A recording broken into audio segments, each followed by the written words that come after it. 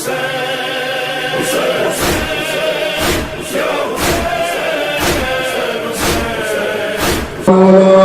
قوة إلا بالله العلي العظيم.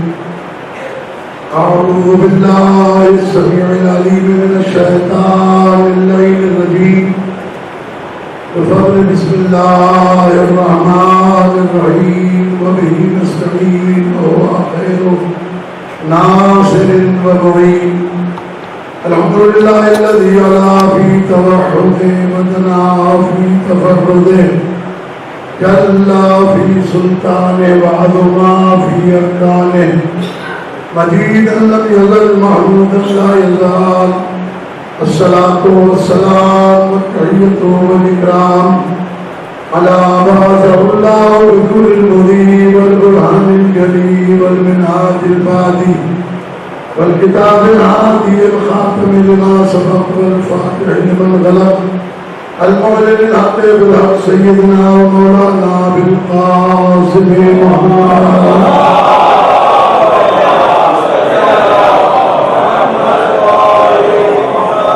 الصلاة والسلام على عبرته التي بين الطاهرين المعصومين الذين أذهب الله عنهم الرجس وطهرهم تطهيرا.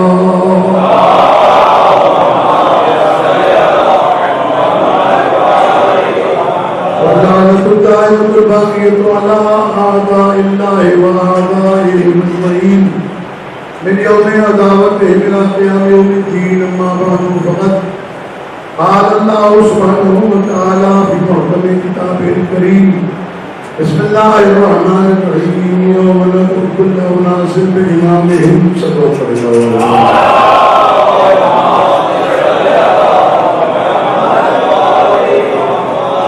عزیزان گرامی، آج ہماری یہ شرح نبوت کی دوسری مجلس ہے، اور کل جو بیان میں نے آپ کے سامنے پیش کیا تھا یہاں رک گیا تھا، وہاں سے آگے بڑھتے ہیں. دو چار جملے کہہ دوں صرف تاکہ نئے اور پرانے سامعین جو ہیں وہ ہم سفر ہو سکے. کہ ایک چیز ہے عقیدہ اور ایک چیز ہے عمل. عقیدے کے لیے مسائل کا جاننا ضروری ہے اور عمل کے لیے مسائل کا جاننا ضروری ہے. اگر مسائل میں کمزوری ہوئی تو عمل میں خلل پڑے گا، اور اگر فضائل میں کمی ہوئی تو عقیدے میں خلل پڑے گا. مسائل کے ہونے سے عقیدے میں اگر مسائل کے ہونے سے اگر عمل میں خلل پڑے گا تو اسے پورا کیا جا سکتا ہے، لیکن فضائل نہ جاننے کی وجہ سے اگر عقیدے میں خلل آ گیا تو اسے پورا نہیں کیا جا سکتا. یہ میں نے کل عرض کیا تھا اور اسی مسئلے کو لے کر آگے بڑھے تھے. تو کل میں نے عرض کیا کہ خود چھٹے امام نے یہ بات ارشاد فرمائی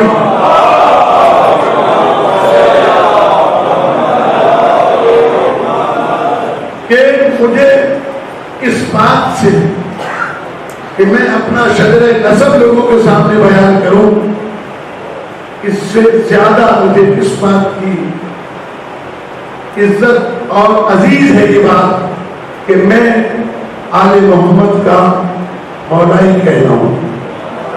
ان کی ولایت میرے پاس ہو. ولایتی لآبائی آپ کو میرے من نسب ہے. اپنے نسب سے زیادہ آپ نے آبا و اجداد کی ولایت پسند ہے. کیوں؟ اس لیے کہ ولایت نسب کے بغیر بھی قیامت کے دن فائدہ پہنچائے گی، لیکن ولایت کے بغیر نسب کام آنے والا نہیں.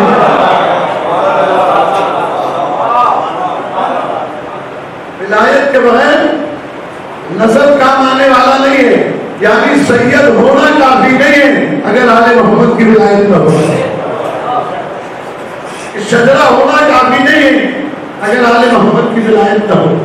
تو عزیزان گرامی، اس بات کو آگے بڑھانے کے لیے میں نے عرض کیا تھا کہ اللہ نے جو انہیں رتبہ عطا کیا ہے اہل بیت علیہ السلام کو، وہ اتنا بلند ہے کہ خود امیر المومنین علیہ السلام نے ارشاد فرمایا کہ ہم سے کسی کی ہمسری نہیں کی جا سکتی. اس کے لیے میں نے مولا کائنات کا نہج البلاغہ کا فرمان ایک جملہ پیش کیا تھا.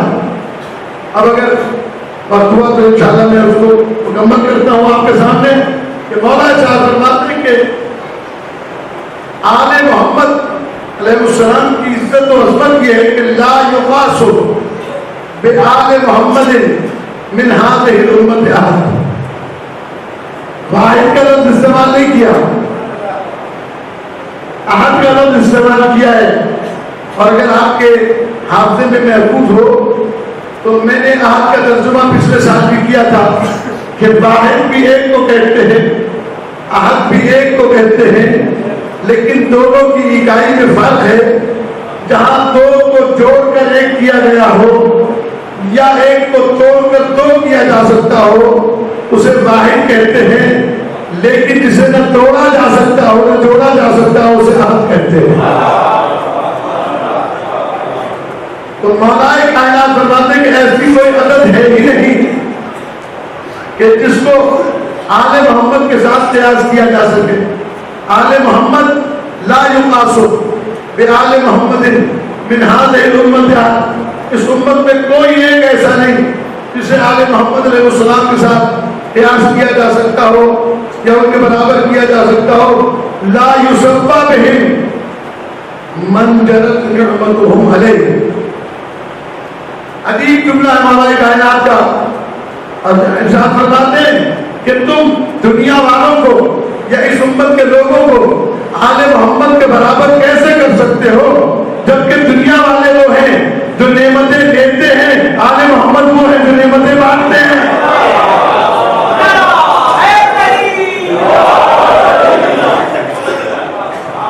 من جرت جرا یجری جاری ہونا یہ اردو میں بھی استعمال ہوتا ہے. من جرت جن پر جاری ہوتی ہے, نعمتہم علیہ وہ امت ہمارے برابر کیسے ہو سکتی ہے؟ ہم نعمتیں بانٹنے والے ہیں, وہ نعمتیں لینے والے ہیں. تو نعمتیں بانٹنے والے نعمتیں لینے والوں کے برابر نہیں ہو سکتے. تو آپ کو یاد ہوگا ایک مسئلہ میں نے عرض کیا تھا کسی وقت آج سے 10-12 سال پہلے ARY ڈیجیٹل پر ایک سوال آیا تھا. اس زمانے میں ٹی وی پر جاتا تھا, اب تو وہاں چونکہ عورتوں کا جمعہ بازار لگنے لگا ہے اس لیے ہم نے جانا چھوڑ دیا ہے کہ بجائے تبلیغ کے جو ہے وہاں اور بہت سارے مسائل پیدا ہوتے ہیں اور ایسی جگہ تبلیغ کے لیے جانا بھی نہیں چاہیے جہاں وہ ماحول نہ ہو جو ماحول تبلیغ کے لیے چاہیے ہوتا ہے. تو بہرحال میرے ساتھ مولانا یہ اپنا مفتی منیب الرحمان صاحب چاند والے مفتی صاحب یہ بیٹھے ہوئے تھے. تو ٹیلی فون آیا کہ میں امریکہ سے بات کر رہا ہوں اور شیعہ عالم سے سوال ہے. کیا سوال ہے؟ کہنے لگے کہ جناب عشرہ مبشرہ میں حسنین کریمین کے نام کیوں نہیں ہے؟ عشرہ مبشرہ میں حسنین کریمین کے نام کیوں نہیں ہے؟ اب یہ ہو گیا مولا کی مدد. میں نے تو جواب دیا نہیں تھا ابھی, جیسے اس کا سوال ختم ہوا مفتی صاحب بول پڑے, کہنے لگے مولانا اس کا جواب آپ نہیں دیں گے میں دوں گا. اس کا جواب آپ نہیں دیں گے میں دوں گا. میں یہاں پر جملے کو سنانا چاہتا ہوں کہ جب اس نے سوال مکمل کیا تو مفتی صاحب نے کہا اور خدا اس کی جزائے خیر دے ان کو, کہنے لگے کہ سوال کرنے والے کو سوال کرنے سے پہلے سوچنا چاہیے کہ وہ سوال کس قسم کا کر رہا ہے. تم نے سوال کیا کہ عشرہ مبشرہ میں حسنین علیہ السلام کے نام کیوں نہیں, حسنین کریمین کے نام کیوں نہیں؟ تو مفتی صاحب نے کہا سوچا کبھی تم نے یہ جو عشرہ مبشرہ ہے یہ جنت لینے والے ہیں, حسنین جنت لینے والے.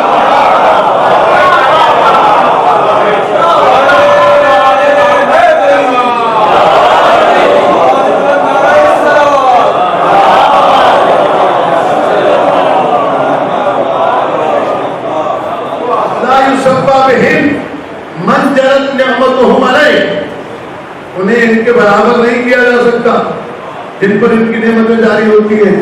اور اگر تھوڑا سا توجہ فرما لیں تو ایک جملہ میں اپنی شہزادی کے خطبے کے پہلا جملہ، اور میں ہر سال کہتا ہوں چھٹے امام کی فرمائش ہے کہ میری دادی کا خطبہ اپنے بچوں کو یاد کراؤ۔ اس ٹائم ہمارے پاس مارکیٹ میں 2 اردو ترجمے بہت بہترین موجود ہیں، ایک مولانا ابن حسن نجفی صاحب کا اور ایک مولانا شیخ محسن علی نجفی صاحب کا، دونوں میرے خیال سے بازار میں اویلیبل ہیں۔ بلکہ میں نے اکثر کہا ہے کہ جو مجلسوں میں ایثار ثواب کے لیے کتابیں بانٹی جاتی ہیں، جو پڑھی نہیں جاتی، یا تو لینے والا مسجد ہی کے کسی دراز پہ رکھ کے چلا جاتا ہے یا پھر گھر جا کر کسی الماری کی نظر کر دیتا ہے، ان کتابوں کو پڑھا نہیں جاتا۔ جو باقی کتابیں لوگ اکثر لے کے بانٹتے ہیں، تو میں کہتا ہوں ایثار ثواب کے لیے غدیر کا خطبہ بانٹیے، فطر کا خطبہ بانٹیے، تاکہ گھر گھر زہرا صلی اللہ علیہ کا پیغام پہنچے۔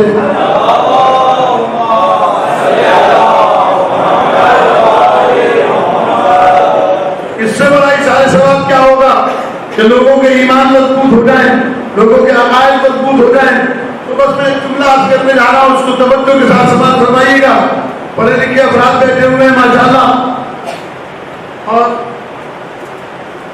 آپ تھوڑا سا ذہن میری طرف رکھیے گا کہ شہزادی نے الحمد کرنے کے لیے نیا انداز اپنایا۔ جناب ابو طالب علیہ السلام نے بھی الحمد کی تھی، لیکن کہا تھا الحمدللہ الذی زرعنا من زرع ابراہیم وذریۃ ابراہیم وزرع اسماعیل۔ انداز الگ تھا۔ جناب فاطمہ بنت اسد سلام اللہ علیہ نے بھی اللہ کی حمد کی تھی، اس کا انداز الگ تھا، لیکن شہزادی نے تو بالکل مختصراً کہا۔ کیا کہا؟ کہنے لگی الحمدللہ علی ما انعم۔ آپ کو اس قسم کی حمد کہیں نہیں ملے گی سوائے شہزادی کے اس جملے کے علاوہ۔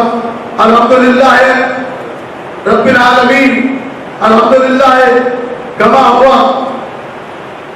ایسے بہت سارے حمد کے جملے ہیں، لیکن یہ منفرد جملہ ہے، اور اس منفرد جملے کو میں اس لیے آپ کے سامنے تاکیداً عرض کر رہا ہوں کہ شہزادی نے بھرے ہوئے دربار میں اصحاب کے سامنے کہا الحمدللہ علی ما انعم، میں اس اللہ کی حمد کرتی ہوں جس نے ہمیں نعمتوں والا بنایا ہے۔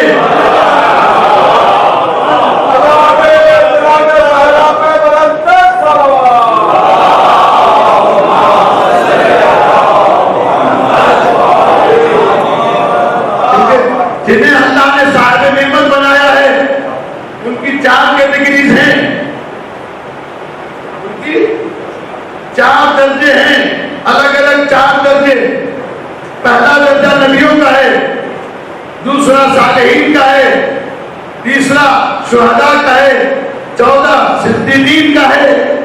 اولئک الذین انعم اللہ علیہم من النبیین، جن پر ہم نے نعمتیں کی، یہ قرآن کی آیت حدیث نہیں، جن پر ہم نے نعمتیں نازل کی، جن کو ہم نے صاحب نعمت بنایا ہے، جن پر اللہ نے اپنا انعام کیا ہے، وہ نبی ہیں، شہداء ہیں، صالحین ہیں، صدیقین ہیں۔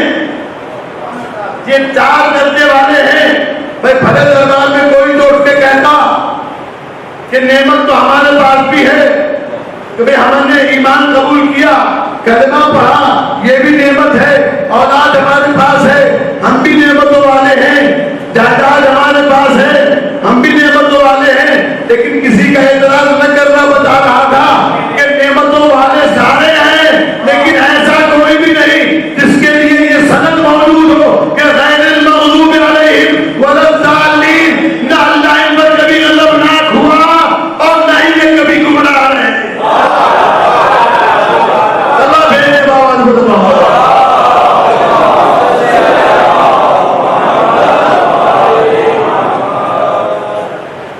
یہ بات سمجھنے کی ہے، یہ وہ کیٹیگری ہے، یہ وہ درجہ ہے کہ اللہ نے جن کو صاحب نعمت بنایا ہے، کیونکہ انہی کا تو رستہ مانگا جاتا ہے. اہدنا الصراط المستقیم صراط الذین انعمت علیہم، ہمیں صراط المستقیم دکھا. یہ کہتے ہیں نا ہمیں صراط المستقیم دکھا. مجھے اس سے بحث نہیں کہ ترجمہ کیا کیا جاتا ہے، پر اتنا مجھے معلوم ہے کہ دونوں ترجمے کرنے والے مانگتے اللہ سے ہیں. ایک یہ مانگتے ہیں کہ ہمیں قائم رکھ، اور ایک یہ مانگتے ہیں کہ ہمیں دکھا. دکھانے والے بھی ہدایت اللہ سے مانگتے ہیں. ہمیں صراط مستقیم کی طرف ہدایت کر. صراط الذین انعمت علیہم، اللہ نے کہا یہ رستہ ان لوگوں کا ہے جن پر میں نے اپنا انعام کیا ہے. تو اب جو لوگ وسیلے کے قائل نہیں ہیں انہیں سمجھ لینا چاہیے ہدایت اللہ سے مانگتے ہو. اللہ کہتا ہے یہ رستہ میرے پاس نہیں، میرے ان بندوں کا رستہ ہے جو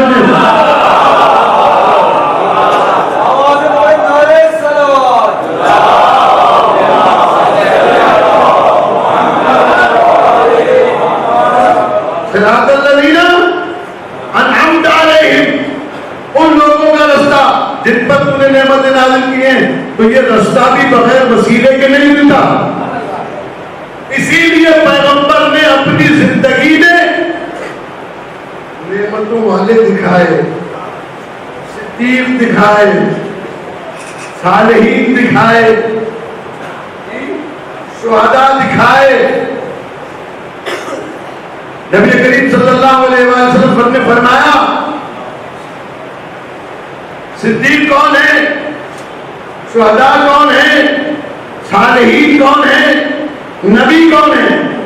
یہ چاروں وہ ہوتے ہیں جو اللہ کی طرف سے بندوں کے بنائے ہوئے نہیں. نبی بھی اللہ بناتا ہے، نبی کو صدیق بھی بناتا ہے، شہداء بھی بناتا ہے، صالحین بھی بناتا ہے. پر بڑی عجیب بات ہے کہ امیر المومنین علیہ الصلوۃ والسلام ارشاد فرماتے، شیخ مفید نے اپنی کتاب میں لکھا کہ مولا کائنات نے فرمایا کہ ہم آل محمد اپنے شیعوں پر گواہ ہیں اور ہمارے شیعہ باقی امت پر گواہ ہیں.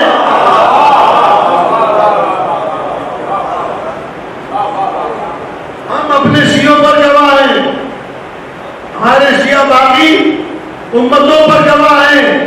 عزیزان گرامی، یہ چار درجے والے جنہیں صراط مستقیم، اور یہ بات مسئلہ سمجھنا بہت ضروری ہے.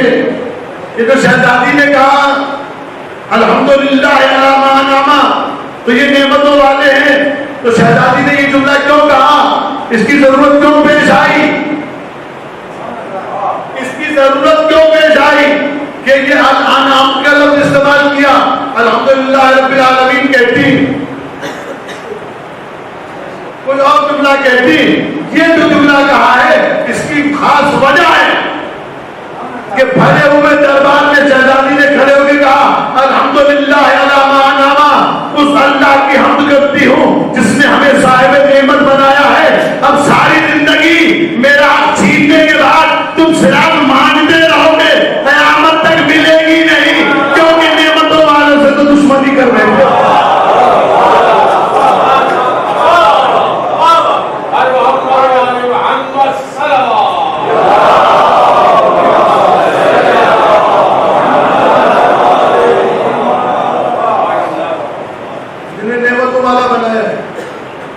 صاحبان نعمت وہ ہیں غیر المغضوب علیہم ولا الضالین، ان پر اللہ کبھی غضبناک نہیں ہو، یہ کبھی گمراہ نہیں ہوئے. اور خطبہ غدیر میں پیغمبر اکرم صلی اللہ علیہ وسلم نے بسم اللہ فرمایا،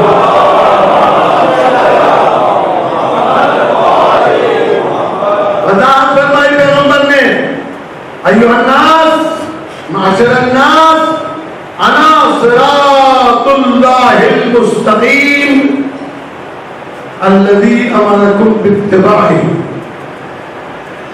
لوگوں، میں محمد و صراط مستقیم ہوں جس کی پیروی کرنے کا اللہ نے حکم دیا ہے. انا صراط الواحد مستقیم الذی امرکم باتباعہ، اللہ نے جس صراط کی پیروی کرنے کا تمہیں حکم دیا ہے اس صراط میں ہوں. ثم علی من بعدی، میرے بعد کی صراط مستقیم بغیر کسی قید کے بلا فاصلہ علی ہے. اس میں فاصلہ نہیں آئے گا، یہ صراط مستقیم ہے، یہ بالکل سیدھا رستہ ہے. وہ میں ہوں، میرے بعد علی ہے.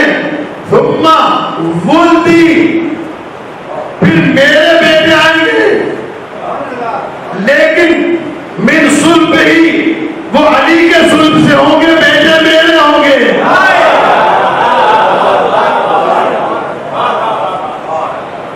بیٹے میرے ہوں گے. تو صراط مستقیم دکھا گئے. یہ صراط مستقیم پیغمبر نے دکھائی غدیر میں 1,24,000 کے مجمع میں. اور یہ خطبہ پیغمبر نے جو دیا اس کو بھی سینکڑوں کتابوں میں لکھا ہے. کم سے کم 350 سے زیادہ اصحاب رسول اس خطبے کے گواہ ہیں.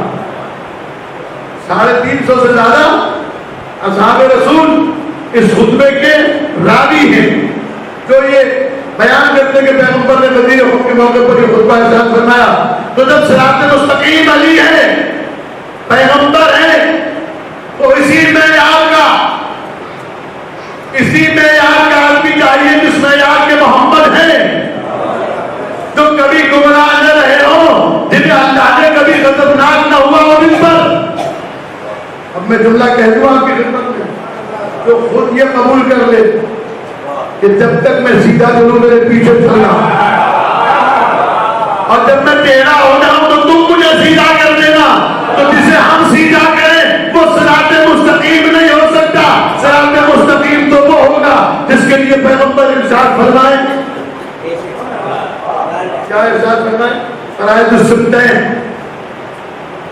اللہ ہمینی کی کتاب جلد اول ارشاد فرماتے ہیں کہ پیغمبر اکرم صلی اللہ علیہ وآلہ وسلم نے ارشاد فرمایا، اور توجہ کی ضرورت ہے.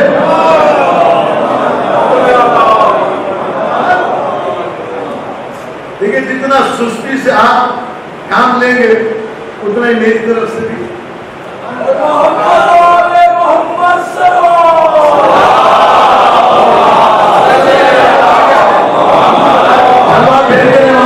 محمد پر آ گیا.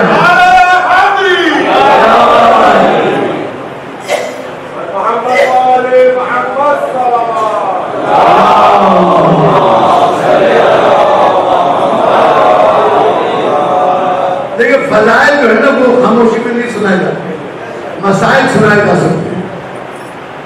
اگر آپ خاموشی سے سنیں گے تو میں مسائل کی طرف چلا جاؤں. اور یہ بات یاد رکھیے گا، پاگل نہیں کہ استادوں کی جوتیاں اٹھانے کا صدقہ ہے میں رٹ کے نہیں آتا، میں کہیں سے بھی ٹل لے سکتا ہوں.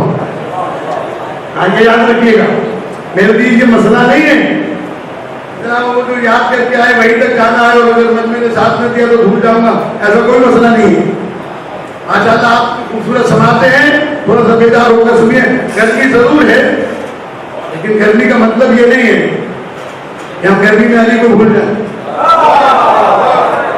اپنے آداب بھول جائیں، ممکن نہیں ہے. یہ تو آپ چھت کے نیچے بیٹھے ہیں، پنکھے چل رہے ہیں، رات کا وقت ہے. اللہ گواہ میں نے یہ جو عصر محرم سندھ میں پڑھا لوگوں نے روڈوں پر بیٹھ کر سنا، اور اس وقت میں سوچ رہا تھا کہ علی کی ولایت، حسین کا غم کتنا عظیم ہے کہ کوئی یہ نہیں کہہ رہا کہ مجھے گرمی لگ رہی ہے. نہ انہیں کوئی پنکھا چلنے والا تھا، نہ ان کے اوپر کوئی ٹینٹ لگا ہوا تھا، بالکل کھلے ہوئے میدان میں بیٹھے تھے. اور یہی گرم روڈ ڈامر تھا. میرے پاس تصویریں آپ دیکھیں گے تو آپ حیرت کریں گے. مجھے خود تعجب ہوا کہ کس قدر آل محمد علیہ السلام کی ولایت پر قربان ہے. اور یہی دیکھ کر تو بہت سارے لوگ جو کمزور ہوتے ہیں انہیں قوت ملتی ہے اور وہ آگے بڑھتے ہیں، کہتے ہیں آج سے میں نے علی کو ملنا پڑا.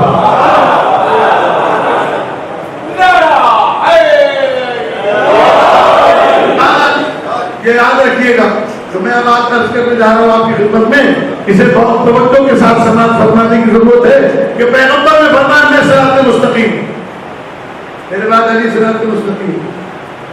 صراط مستقیم وہی تو خود سیدھے راستے پر رہے، دوسروں کو بھی سیدھے راستے پر لگائے۔ ایسی ضمانت کوئی دنیا والا علی کے علاوہ کسی کے لیے پیغمبر کی لا کے دکھا دے، میں اس کا مذہب قبول کر لوں۔ یہ ضمانت تو پیغمبر نے مولا کائنات کے لیے دی ہے۔ پیغمبر فرماتے ہیں من ارادہ ان یحیی حیاتی ویموت موتی، جس کا یہ ارادہ ہو کہ مجھ محمد کی طرح زندہ رہے، میری طرح دنیا سے جائے، وَلْيَسْكُنُ جَنَّةَ الْخُلْدِ الَّتِي وَعَدَنِي رَبِّي، آپ کی سنی ہوئی حدیث ہوگی، اور اس جنت میں رہے جس کا میرے رب نے مجھ سے وعدہ کیا ہے۔ دیکھیے پیغمبر نے بڑا نام توڑ کر، یہ کمال ہے کلام الہی کا، یہ کمال ہے کلام رسول کا، یہ کمال ہے کلام امام کا،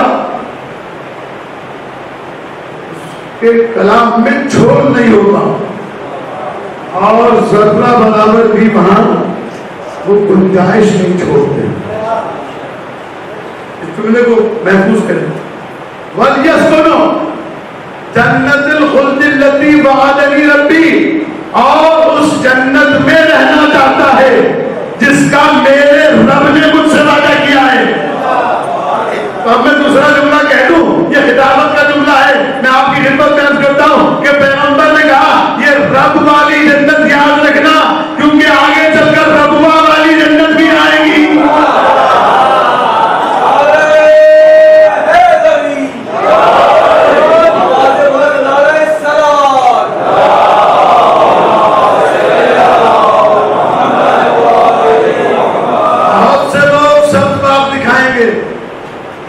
بہت سے لوگ جنتیں دکھائیں گے، آپ کے علم میں ہے کہ جو دہشت گرد بنائے جاتے ہیں، ہم بلاس کرنے والے، ان کو بھی جنگلوں میں جنت دکھائی جاتی ہے بنا کے، کاشی کے پورے چوبن دکھائے جاتے ہیں، پھر جب وہ مست ہو جاتے ہیں پھر کہا کہ یہ والی جنت آئیے تو جاؤ شیعوں کی امام بارگاہ میں پھٹ جاؤ، شیعوں کی مسجد میں پھٹ جاؤ، جا کے درگاہوں میں پھٹ جاؤ۔ تو ایسی جنتیں بہت ساری تھی، اس لیے پیغمبر نے فرمایا وہ جنت جس کا میرے رب نے مجھ سے وعدہ کیا۔ کتنی تاکید ہے اس کے اندر، جس جنت کا میرے رب نے مجھ سے وعدہ کیا، اس جنت میں جو جانا چاہے فَلْيَسْكُنْ جَنَّةَ الْخُلْدِ الَّتِي وَعَدَنِي رَبِّي، وہ جس کا رب نے وعدہ کیا ہے کیا کرے، مجھ جیسا زندگی گزارے، مجھ جیسی دنیا میں سے جائے، اس جنت میں جا کے رہے جس جنت اللہ نے مجھ سے وعدہ کیا ہے۔ فَلْيَتَوَلَّ عَلِيُّ بْنُ أَبِي طَالِبٍ، اسے چاہیے کہ وہ علی بن ابی طالب سے توقع رکھے۔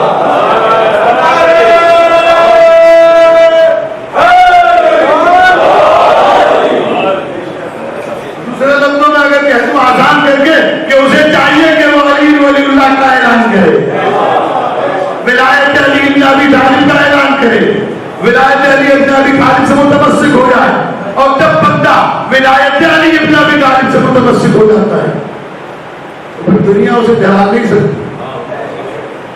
دھمکیاں تو دے سکتے ہیں، دھمکیاں تو دے سکتے ہیں لیکن ڈرا نہیں سکتے، اس لیے کہ ولایت اس معیار کی ہوتی ہے، ولایت علی بن ابی طالب اس معیار کی ہوتی ہے۔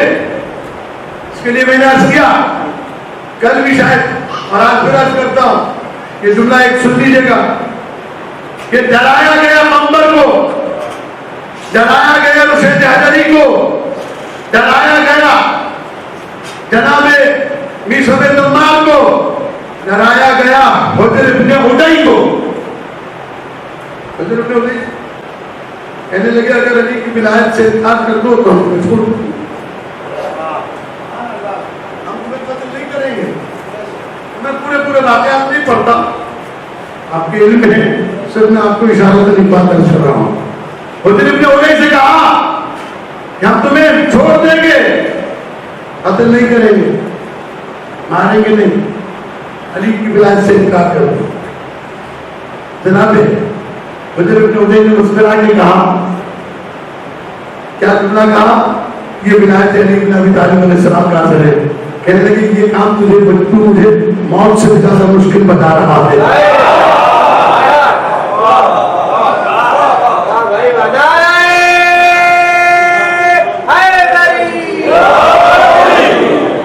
یہ کام تو مجھے موت سے بھی زیادہ مشکل بتا رہا ہے۔ علی کی ولایت کا چھوڑنا آسان نہیں، موت آسان ہے اس کے مقابلے میں۔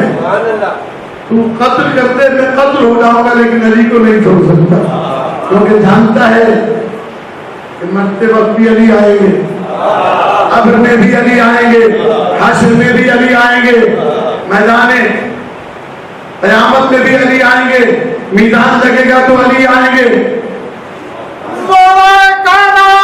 مشکل کشا نعرہ حاضری، صراط پر بھی علی آئیں گے، اور جب نامہ اعمال کھلے گا تو سر فہرست ہر ایک کا نام اعمال اس کے امام کے نام کے ساتھ ہوگا۔ اس پر جو سرنامہ ہوگا نا، یہ علی کا چاہنے والا ہے، زمانے کے امام کی سند ہوگی اس کے اوپر۔ تو جب کھلے گا نام اعمال وہاں تو سر نامہ پر ولایتی لکھا ہوگا، علی امام منستو منم غلام علی ہزار جانے گرامی فدائے نام یہاں بھی علی لکھا ہوگا، انہیں صراط پر بھی جنت کے دروازے پر بھی علی۔ مولانا محمد اسماعیل دیوبندی اللہ مقام ہو، خدا کے درجات بلند کرے، وہ فرمایا کرتے تھے، کہتے تھے اللہ نے جنت کے 8 دروازوں پر لا الہ الا اللہ محمد رسول اللہ علی ولی اللہ لکھ دیا ہے۔ اور یہ اسی کتاب کا حوالہ جو فرائض الصمدین میں ابھی بیان، اسی کتاب میں ہے کہ جنت کے 8 دروازوں پر یہ نام لکھا ہوگا۔ کہنے لگے وہاں سے بھی بہت سارے لوگ یہ کہہ کر پلٹ جائیں گے کہ یہ تو امام باڑا ہے۔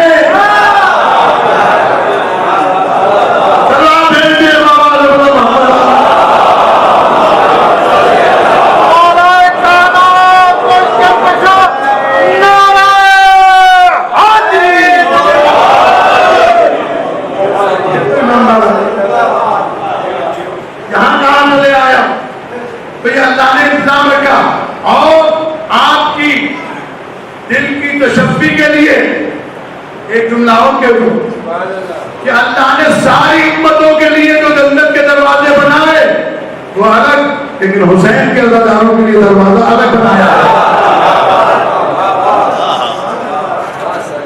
یہ شاید آپ کے علم میں، اور یہی وجہ ہے آپ نے دیکھا کبھی مراج کرام کے دربار میں آپ کی حاضری بہت کم ہوئی ہوگی شاید، اور ان ایام میں خاص طور پر، لیکن جن کی ویڈیوز چلتی ہیں، آیت اللہ عثمان سید علی خامنائی، اگر آپ دیکھیں جا کر ویڈیو رہبر معظم کی، چونکہ ایک ہاتھ جنگ میں گولی لگنے کی وجہ سے شل ہے، ایک ہاتھ سے گلے کے نیاز پکا رہے ہیں۔ ان سے کسی نے کہا، کہنے لگے آپ نے کیوں زحمت کی؟ کہنے لگے کہ یہ حسین کے مہمانوں کی ضیافت کے لیے، آپ کا اور ہمارا جو ہے نا سسٹم الگ ہے۔ آپ کو چھٹے اتار کے آگے جہاں جائیں گے وہیں سے ملے گا آپ کو، انشاءاللہ آپ کو چھوڑ جاؤں گا۔ لیکن ایران عراق میں مراج اکرام کے جو حسینیہ ہیں، اور یہ جاننا ضروری ہے، ان کے جو امام بارگاہیں بنی ہوئی ہیں، آپ تو جھوٹے اتار کے اندر چلے جاتے ہیں، مرتے وقت خود جب تک اس کے ہاتھ پیر کام کرتے ہیں ان عزاداروں کی چپلیں جوتے اپنے ہاتھوں سے سیدھے کر دیتے اس کا اندازہ ہمیں نہیں.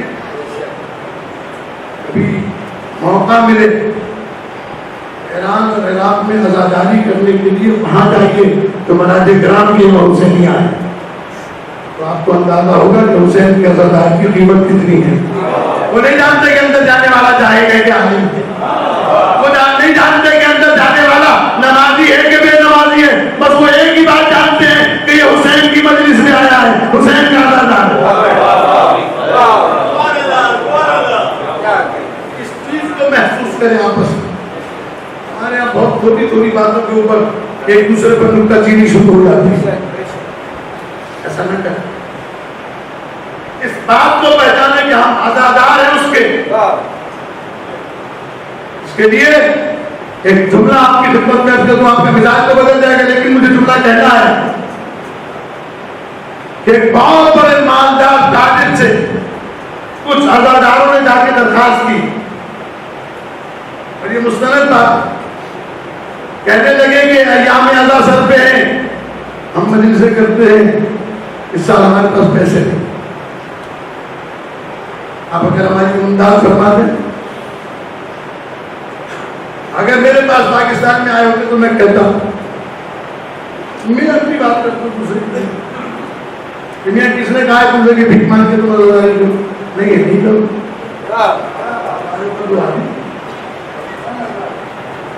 ہمارا تو مزاج یہی ہے, ہمارا مزاج یہی ہے, سوائے چند لوگوں کے ہو سکتے ہیں یہاں پر بھی کوئی ایسا عزادار ہو ہیں, لیکن عام طور پر ہمارا مزاج یہ ہے اس مالدار آدمی نے بلینک چیک کاٹ بھاڑا اور کہا جاؤ اور اس پر وہاں بیٹھ کے لکھو جتنا تمہارا پورے 10 دن کا خرچہ ہے, اور اتنا لکھنا کہ آپ مند عزاداری ہو, کنجوسی سے نہ لکھنا, آپ مند عزاداری ہو, کنجوسی سے نہ لکھنا. وہ عالم جس نے یہ واقعہ بیان کیا ہے اس کی کتاب بھی موجود ہے, میرے پاس اس کا کلپ بھی موجود ہے. انہوں نے اپنے طور پر لکھا بہت سارے پیسے. چلتے وہ سوچنے لگے کہیں ایسا تو نہیں اتنی ساری رقم دیکھ کر ہمیں پیسے ہی نہ دے, لیکن باہر لے جا کے دیا اس کو. جب چیک اسے لے جا کے دیا تو جہاں انہوں نے رقم لکھی تھی وہاں اس نے اپنا بایاں ہاتھ رکھا اور دستخط کر کے چیک ان کے حوالے کیا, یہ لے گئے. کچھ عرصے کے بعد اس تاجر کا انتقال ہو گیا. انہوں نے خواب میں دیکھا اسے کچھ عزاداروں نے کہ بڑے ایش و عشرت کے ساتھ ہیں, بڑے ماشاءاللہ اچھے ماحول میں ہیں. تو انہوں نے کسی نے ان سے پوچھ لیا کہ بتاؤ عمر مرنے کے بعد کیا کریں. اس نے یہ بتایا, کہنے لگے کہ جب مجھے فرشتوں نے اٹھایا اور امام حسین علیہ السلام کے پاس لائے, امام نے میرا نام اعمال لیا اور نام اعمال پہ ہاتھ رکھ کے دستخط کر دیے.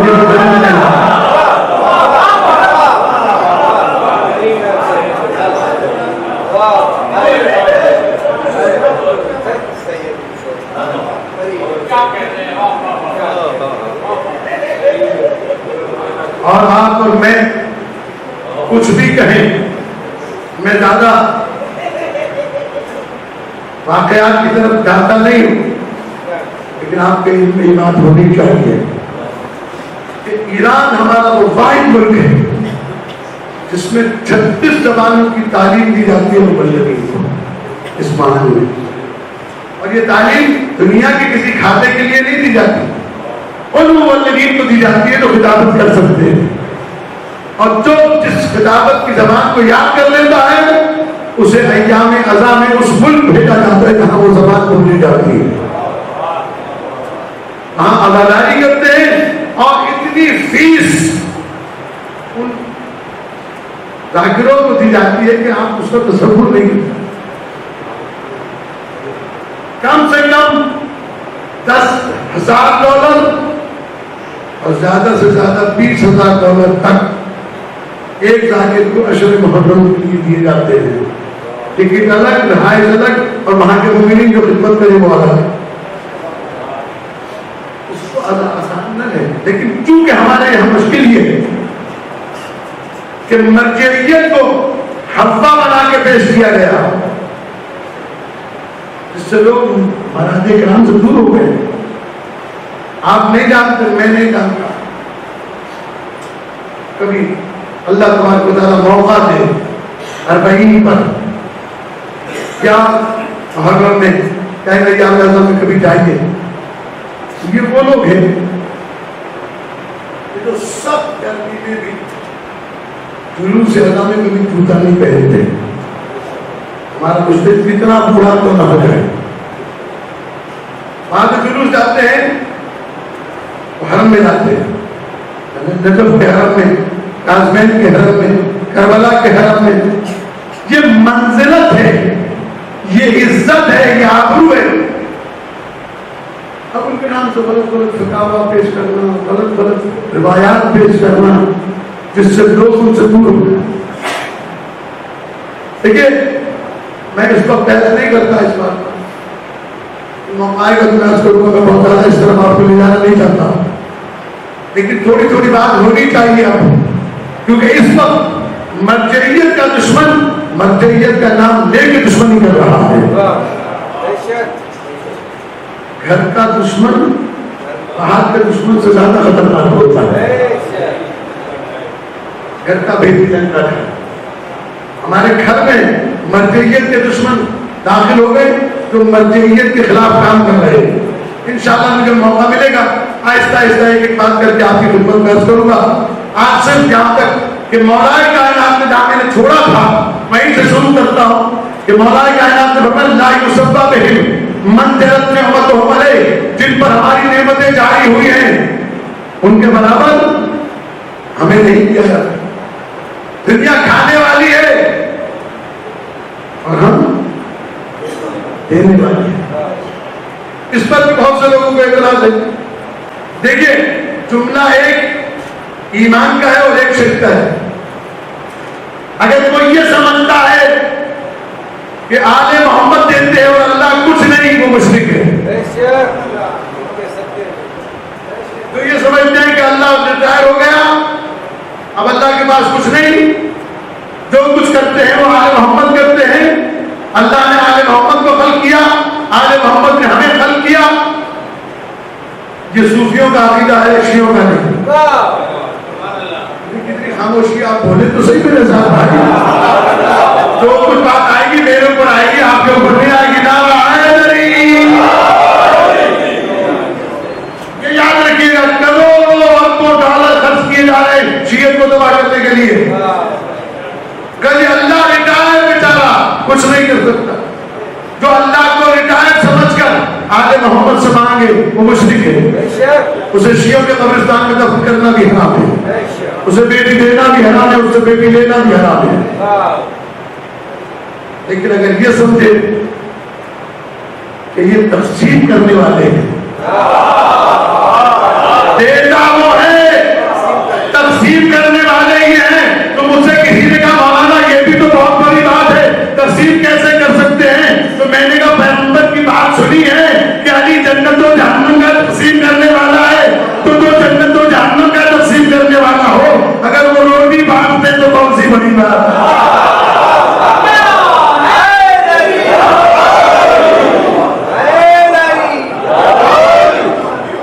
دیتا اللہ ہے، بانٹتے یہ ہے. دیتا اللہ ہے، بانٹتے یہ ہے. عزیزان گرامی یہ قسیم ہے، یہ قاسم ہے، یہ تقسیم کرتے ہیں. اللہ دیتا بھی ان کے وسیلے سے ہے، لیتا بھی ان کے وسیلے سے ہے.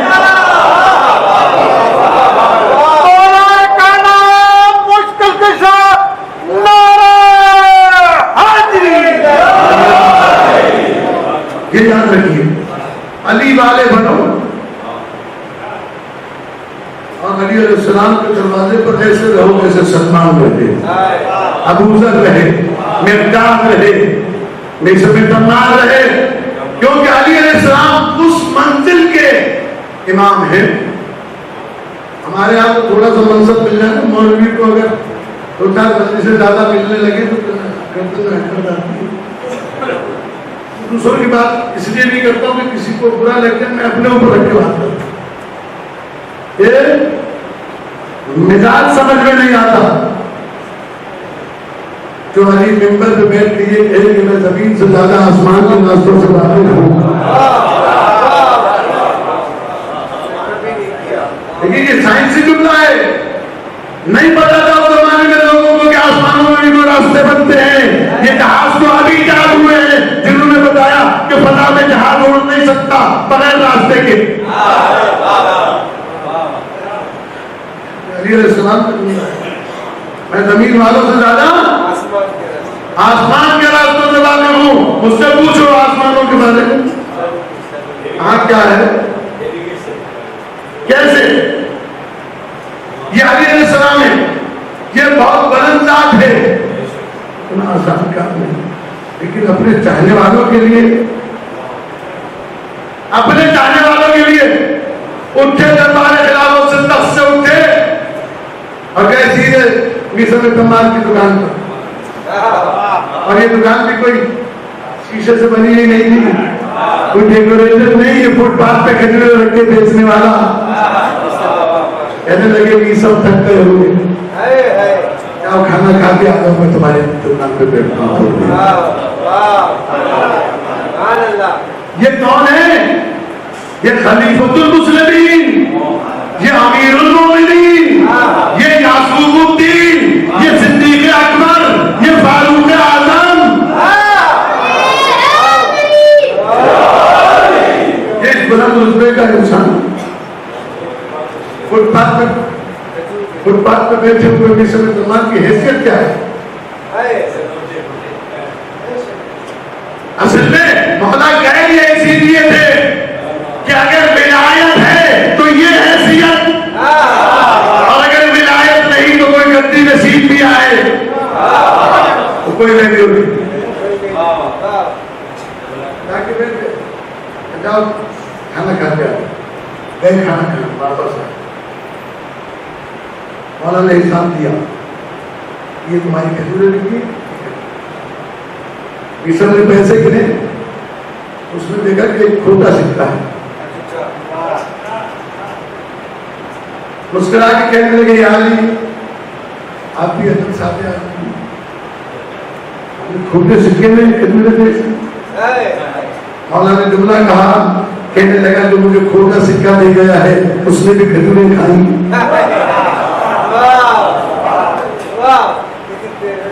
اس نے بھی کھجوریں کھائیں۔ تھوڑی دیر گزری تھی کہ آگے کھجوریں لے کے کہنے لگا یہ کھجوریں کلنگی ہیں۔ سلمان جناب امیر المومنین نے سکہ دے کے کہا تیرا پیسہ بھی تو کھوٹا ہے۔ تو یہ یاد رکھیے کہ علی کو کھوٹا سکہ نہ دینا، اللہ بھیجنے والا ہے محمد والا۔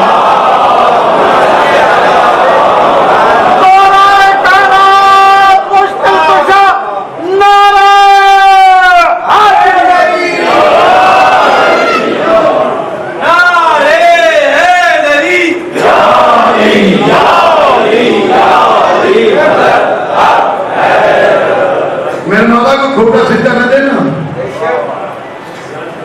چاہے چھوٹا سکہ ہو لیکن کھرا ہونا چاہیے، کھری کھری ولایت چاہیے، سچی سچی ولایت چاہیے، اور یہ وہ ولایت ہے کہ اس ولایت کے مقابلے میں کوئی اور ولایت آ نہیں سکتی۔ امیر المومنین فرماتے ہیں لا یصفا بہمت جرت نعمت علیہ ہم اساس الدین، آل محمد دین کی اساس ہے، آل محمد علیہ السلام دین کی اساس ہے، جس کے پاس اساسہ نہ ہو وہ کوئی کام نہیں کر سکتا۔ آل محمد دین کی اساس، اگر آل محمد سے وابستہ ہے، اگر اہل بیت سے وابستہ ہے تو یہ دین کی اساس ہے، یہ دین کی بنیاد ہے۔ مزاج لوگوں کے بگڑ جاتے ہیں، لیکن میں بات بیان کروں گا توجہ کے ساتھ سوال. چلے امام کے پاس علل الشرائع میں صحیح واقعہ لکھا ہے. چلے امام کے پاس ایک شخص آ گیا، کہنے لگا یا علی، یا امام داؤد علیہ السلام سے کہ یہ آپ کے جو نام لیوا ہیں، کھانے والے ہیں، زیادہ دن بد کھانے کرتے ہیں، پھر بھی جنت میں جائیں گے. یہاں جنت میں جائیں گے. ہم نے کہا جنت میں جائیں گے. کہنے لگے یہ ساری بدکاریاں کرتے ہیں. پھر کہنے لگا اللہ مرنے سے پہلے اس بدکاریوں میں ان سے حساب نہیں. اللہ کیسے حساب لے گا؟ اللہ کسی ایسی تکلیف میں مبتلا کرے گا جو تکلیف ہے اس کے گناہوں کو کھا جائے گا. اگر تکلیفوں میں بھی مبتلا نہیں کیا تو کہا کہ پھر اس کا پڑوسی ایسا خراب ہوگا تو اسے پریشان کرے گا، وہ اس کے گناہوں کا کفارہ بنے گا. لگا اگر پڑوسی بھی اچھا ہوا تو تیسرا کرتا کام. مولانا نے کہا کہ اسے بیوی ایسی ملے گی تو اس کو سکون سے نہیں رہنے دے گی، وہ گناہوں کا کفارہ بنے گا. اگر بیوی اچھی مل گئی تو کہ اللہ تعالیٰ مرنے سے پہلے بیمار کرے گا، وہ بیماری اس کے گناہوں کا کفارہ بنے گی. اگر بیمار بھی نہ پڑا تو میرے امام کو جلال آ گیا، کہا تو کہلوانا کیا چاہتا ہے؟ پھر ہم شفاعت کریں گے قیامت کے دن سے. ہم اپنے چاہنے والے کو جہنم نہیں جانے دیں گے. جب میں نے یہ واقعہ پڑھا تو میں نے کہا یہ واقعہ شیعوں کو پتا ہونا چاہیے کہ جن کا امام ان کے لیے اتنا سینسیٹیو ہو کہ دشمن کے سامنے یہ کہہ دے کہ تمام گناہوں کے بعد بھی جنت لے کے جاؤں گا، تو شیعہ کو چاہیے کہ ایسا پاک ہو کے جائے گناہوں سے کہ پھر امام کو شرمندگی نہ ہو.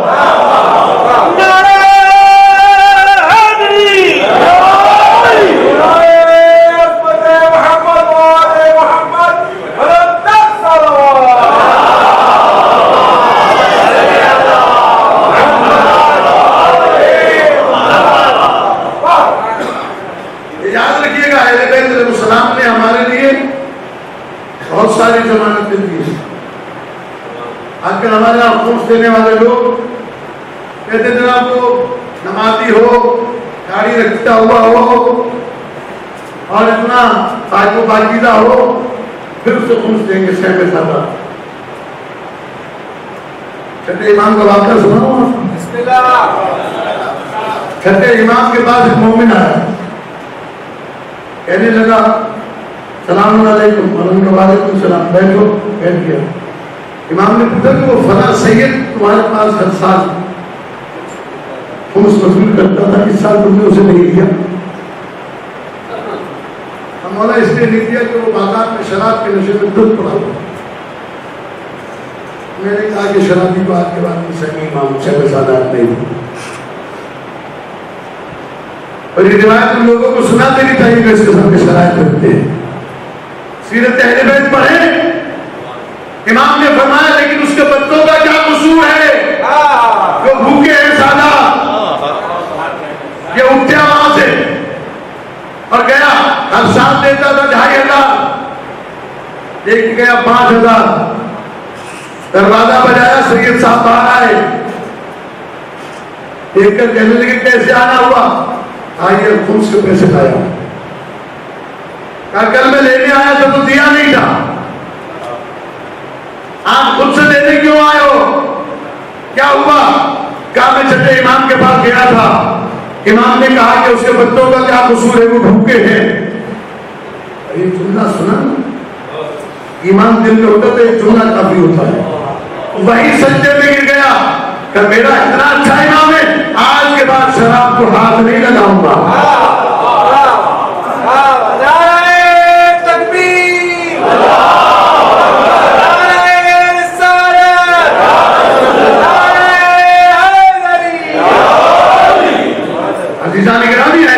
چاہنے والوں سے بڑی محبت کرتے ہیں، بڑی عقیدت رکھتے ہیں، اور ان کے چاہنے والوں کو بھی چاہیے اگر وہ ہماری طرف سے منہ ہٹا لے نا ہمارے پاس کچھ نہیں رہتا. یہ دنیا چل ہی اس لیے رہی ہے کہ ابھی ایک محمد باقی ہے. خدا کی قسم محمد ہٹ جائے. ایک سنی شاعر تھے ڈگروڈ میں, آپ جانتے ہیں کمال نام تک کیا نام تھا, کہ ہٹ جائے گا امام جہاں درمیان سے. عارف اکبر آباد سنی ہٹ جائے گا امام زمان درمیان سے, لاکھوں بلائے ٹوٹ پڑے آسمان سے.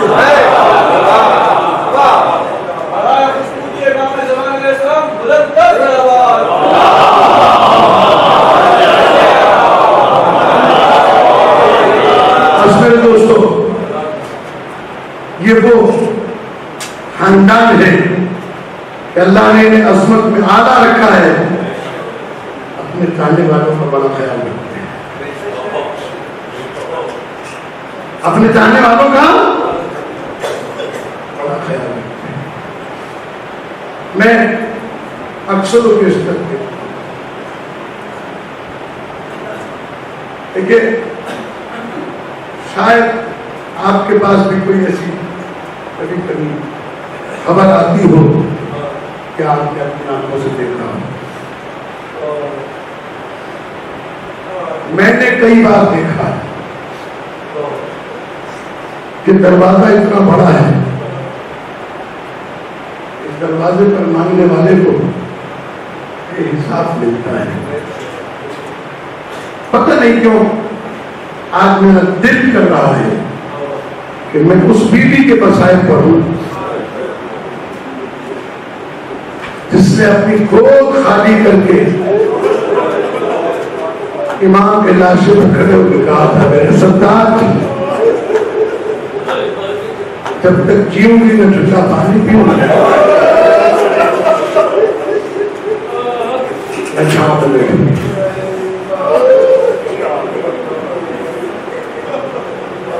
اللہ تعالیٰ ایک جملہ ہے میری بیوی کا, دامن خالی کر کے مدینے جانے والی بیوی کربلا کا رک کر کے کہتی تھی حسین میں آپ کی محبت کا حق ادا نہیں کر سکتا.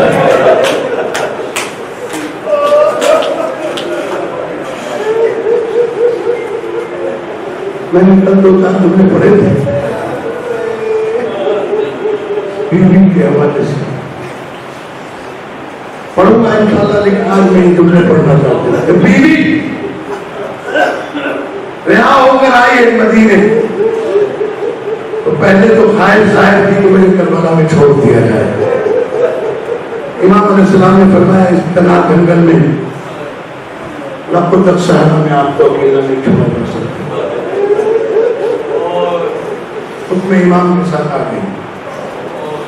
رضاداروں یہ سید ذاتی تو نہیں لیکن 2 باب الحوائج بچوں کی ماں ہے.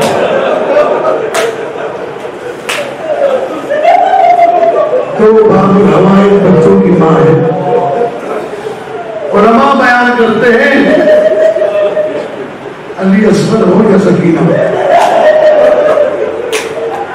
آپ ان کے توسط سے دعا مان کے دیکھیں, ممکن نہیں آپ پھر دعا نہ چھوڑیں.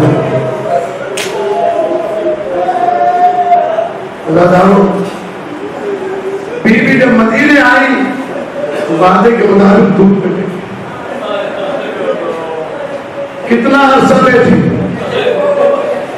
مختلف لفظ ہیں تاریخوں کے, اور تاریخوں میں مختلف جملے ہیں. تو میں نے تازہ ترین بیوی کی روایت پڑھی, میں نے مکتب میں اس میں وقت نہیں لکھا ہے, اس میں یہ لکھا ہے کہ جناب سید زینب کبریٰ سلام اللہ علیہ کے پاس ایک دن مدینے کی کچھ خواتین آئی. انہوں نے جب بیوی کو دھوپ میں بیٹھا ہوا دیکھا تو گھر جا کے اپنے مردوں سے کہا خدا جانے بیوی ہوگا دھوپ میں کیوں بیٹھی ہے. مردوں نے آ کے جناب سید سجاد سے کہا सज्जाद अलैहिस्सलाम बदस्तूर अकील बनी हाशिम के पास आए, कहने लगे फूफी अम्मा अब तो मदीने के मर्द ताना जन है, आखिर दीने को आप छाँव में क्यों नहीं बैठती? मैं क्या बताऊं कि क्यों नहीं बैठती? चले आज और शहजादी को लेकर आए छाँव में, दोनों चले। अली अलैहिस्सलाम की बेटी चली, ज़माने का अली चला। जब बीवी ने आते हुए देखा तो धूप में बैठे हुए इतना अरसा गुजर गया कि अब खड़े होने की ताकत नहीं रही। अज़ादारों, लेकिन अली की बेटी की ताज़ीम में खड़ा होना है, दोनों हाथ घुटनों पर रख के खड़ा होना था, गिर गई जमीन पर, हाथों में जोड़ के कहा मुझे माफ कर देना, मैं आपकी ताज़ीम के लिए खड़ी नहीं हो सकती। अज़ादारों, शहजादी करीब जाकर बैठ गई, भाभी के गले में बाहें डाली, कहने लगी जनाब मेरा मर्तबा पहचानती हो? कहा आप अली की बड़ी बेटी है, आप अकीले बनी हाशिम है, कब साथ में लेने के लिए आए हो? अभी शहजादी का जुमला पूरा नहीं हुआ था, इमाम सज्जाद ने कहा अम्मा मैं लेने के लिए आया हूँ। अल्लाह खुदा की कसम कितनी मुसीबतें आ जाए, इस घराने की तहजीब नहीं जाती कभी। एक मर्तबा मेरी शहजादी रो के कहती है कितना बता दो बेटा बन के आए हो, ये वक्त के ईमान के साथ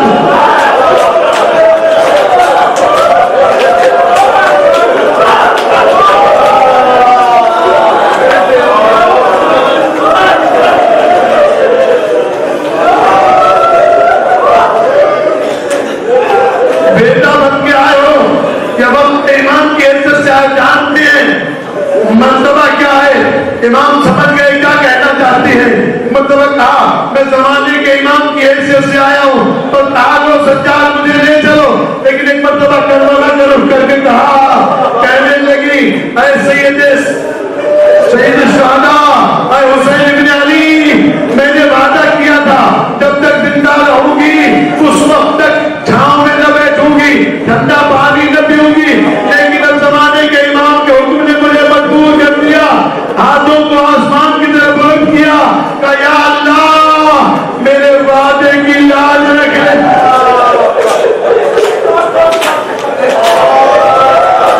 या अल्लाह मेरे वादे की लाज रख लेना। ये जुमला कह के हाथ नीचे किए, इमाम सज्जाद की चीख निकल गई, अम्मा किसे छांव में ले चले, मेरी माँ के माथे पर मौत का पसीना आ गया, हाय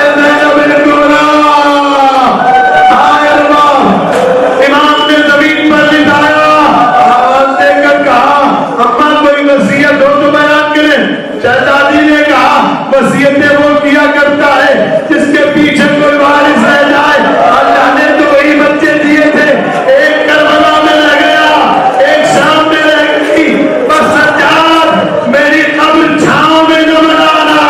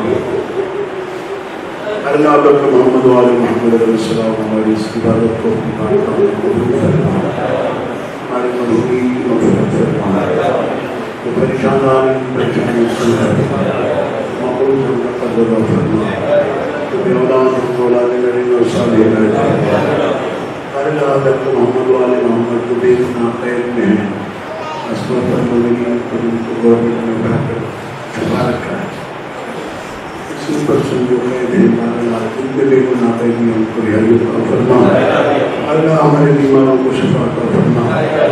हमारे बहुत ही अजीज मुकर्रम दोस्त जनाब سردار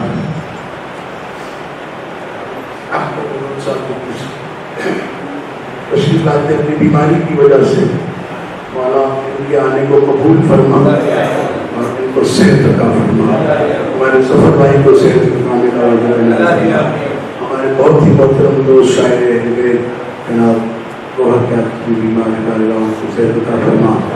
ہمارے محمد ذاکر جناب اشمت زیدی صاحب سامنے بیٹھے ہمارے نائب کو بھی صحت کاملہ ہو جائے. اس کے علاوہ جتنے مومنین کا بیمار ہیں جناب علی اسماعیل علیہ السلام جناب رباق صاحب ان کو صحت کاملہ عاجل فرما.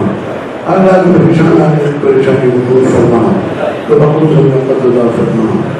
محمد وعلى محمد غيب سيدنا فرما. ربنا تقبل منا انك انت السميع العليم برحمتك يا ارحم الراحمين.